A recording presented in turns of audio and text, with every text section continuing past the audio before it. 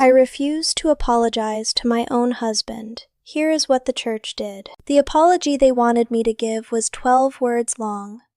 I know because I counted them when the deacon read them back to me from a small piece of paper he had brought to our kitchen table on a Thursday afternoon in March.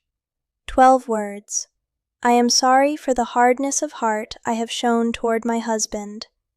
That was the apology, written out in advance, on paper, by men who had not been in our house during the years that had produced the hardness they were asking me to apologize for.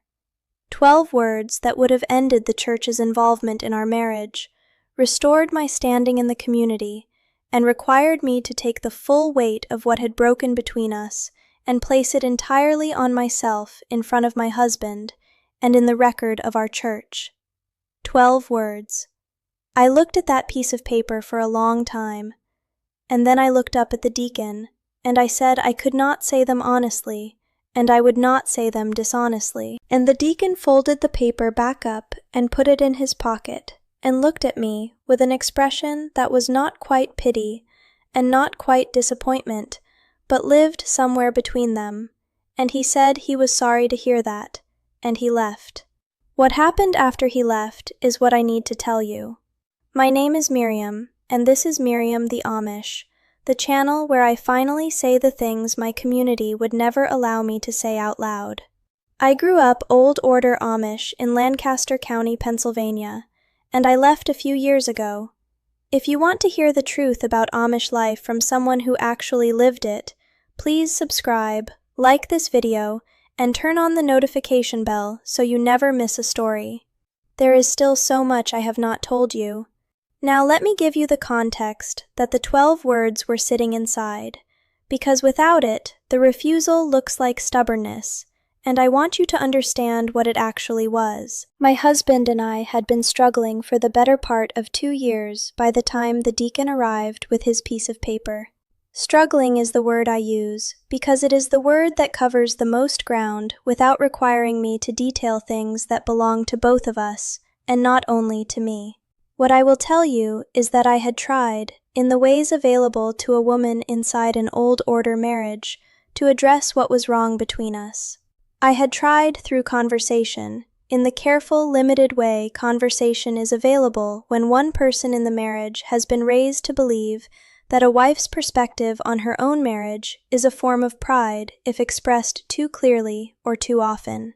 I had tried through the women's informal channels, through older women in the community who had a kind of indirect influence on their husbands, and through them on the broader culture of marriages around them. I had tried through prayer in the way I had been taught to pray, which was to bring my own will into alignment with what God and my husband required, rather than to bring my own needs into the conversation as legitimate things deserving of answers. None of it had changed the things that needed to change. And by the time the bishop became involved, which happened because my husband had gone to him, not because I had, the shape of the problem had already been determined before I was asked a single question. My husband had told the bishop there was hardness in our marriage. The bishop had heard hardness, and in the theology of my community, hardness in a marriage has a location. It lives in the wife, because a husband's role is to lead, and a wife's role is to yield, and when a marriage is not at peace, the question the community asks is not, what has the leadership failed to give, but what has the yielding failed to become? I was not asked what had made the marriage difficult. I was not asked what I had tried, or what I had needed, or what had been missing across those 2 years. I was asked whether I was prepared to take responsibility for the spirit I had brought to my marriage, and to demonstrate that responsibility through a formal apology delivered in the presence of the deacon, and then again, later, before the congregation. The congregation piece is the part I need you to understand, because I think it is the part that most clearly shows you what the apology was actually for. It was not for my husband. An apology to my husband could have been made privately, in our own home, with only the 2 of us present. The congregation's presence was required, because the apology was not only a repair between 2 people, it was a demonstration. It was the community watching a woman take the publicly assigned shape of a wife who had gone wrong and then corrected herself. It was the structure being confirmed in front of everyone as functioning correctly. The apology was my part in a performance the community needed to see performed. And the audience was the point. I want to stop here because I think some of you already feel the weight of what I am describing, and I want you to stay with me through the rest of it. Please subscribe to Miriam the Amish, like this video, and turn on the notification bell, because what I understood the moment the deacon left my kitchen with that folded piece of paper in his pocket is something I have never been able to say cleanly before. And I think it matters beyond anything specific to Amish life. I understood that the apology was not about truth, it was about compliance. And for the first time in my life, I understood the difference between those two things clearly enough to act on it. I had apologized before in my life, many times.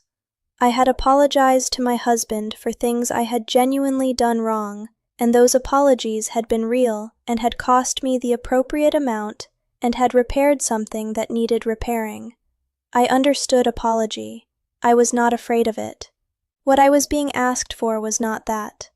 I was being asked to perform contrition for a shape of self that the community had decided I had misrepresented, and to do it publicly, and to do it in 12 words written by men who had not lived inside my marriage, in language that assigned the entire difficulty of 2 years to my hardness of heart and nothing else. My hardness of heart. I turned that phrase over many times in the days that followed the deacon's visit. I thought about what hardness of heart meant in the theology of my community. It meant resistance to God's will, as expressed through your husband and your church. It meant a self that had not fully softened into its required shape.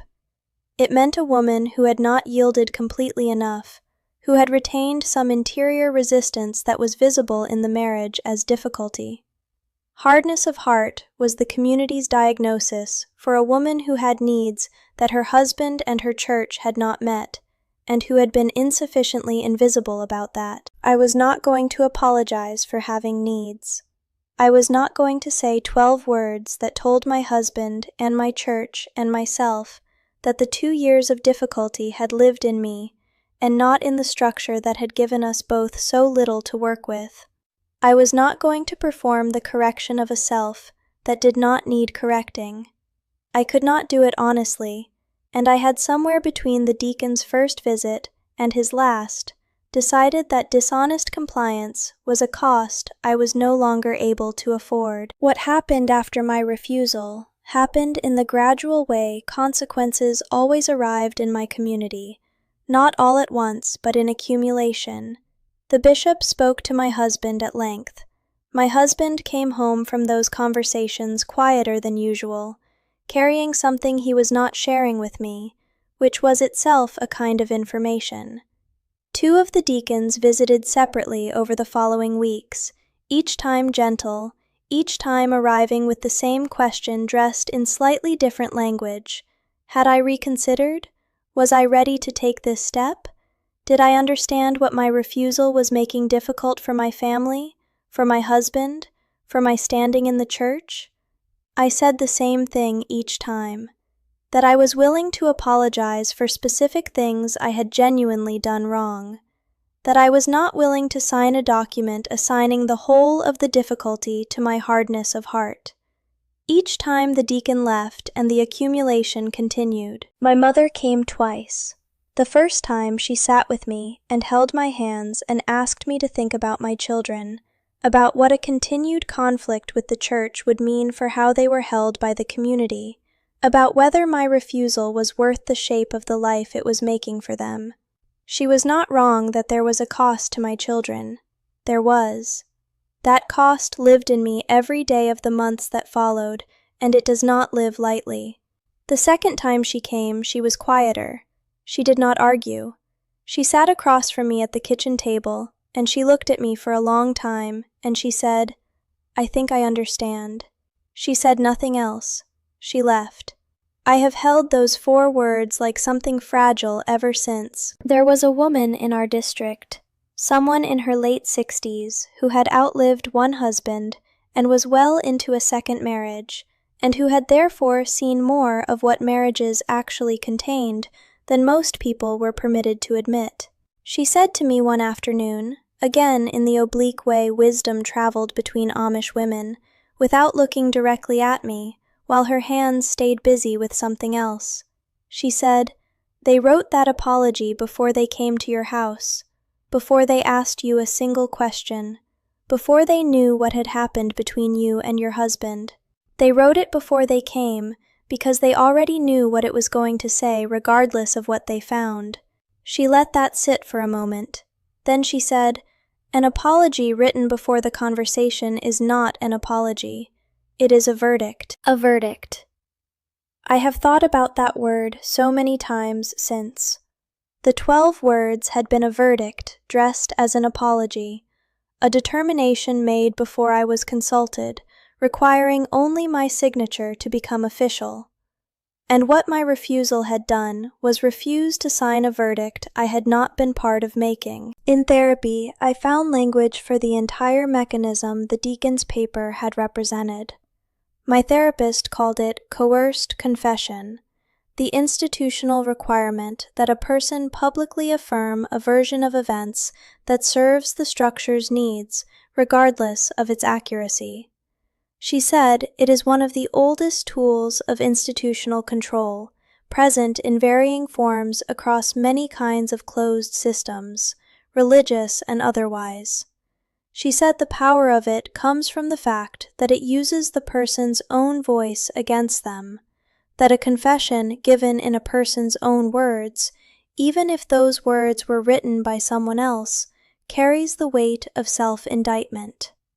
She said the refusal to confess to something false is one of the most psychologically important acts a person inside a controlled system can perform, because it is the moment they draw a line between themselves and the institution's claim over their self-definition. I drew that line on a Thursday afternoon in March.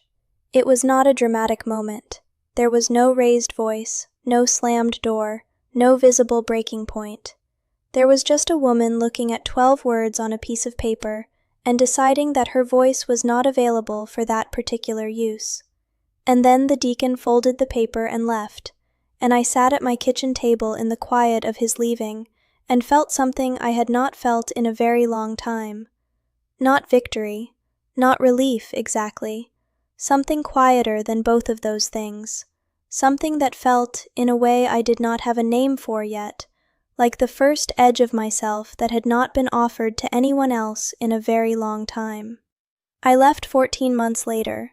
The 12 words were not the reason I left, but they were the moment I understood that the person who would not say them was someone worth leaving to become. If you have ever been handed an apology, written before anyone asked you what happened, and been expected to deliver it as your own, I see you.